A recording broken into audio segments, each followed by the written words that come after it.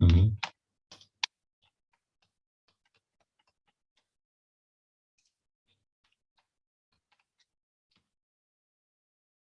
Attilio Turco, sonetti veronesi. La poesia è cavalierata. E va dicendo, in volta per Verona, che Turcaine il ha fatto cavaliere. Ma lui, quel fio de una gran buona donna, de Crose ancora non gliene vuol sapere.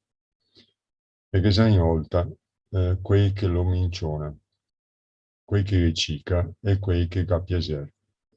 E lui, che le taglia così alla buona, tutti e gli lascia star nel suo pensiero. A lui che gli basta verghe la fontana del ferro, che la butta giorno e notte, quell'acqua sempre fresca e sempre sana, che ai veronesi che sta dato in dote e che la gli ripete sottovoce.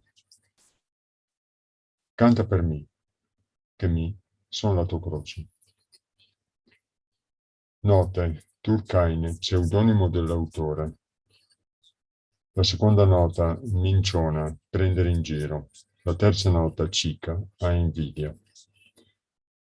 La quarta nota, Fontana del Ferro, Fontana del Ferro, località incantevole sopra uno dei più ridenti colli che adornano l'interno della città. Per 15 anni, e cioè dal 1908 al 1923, l'autore abitò lassù, esplicandovi molta della sua attività per dar sviluppo e maggiore attrattiva a quel sito.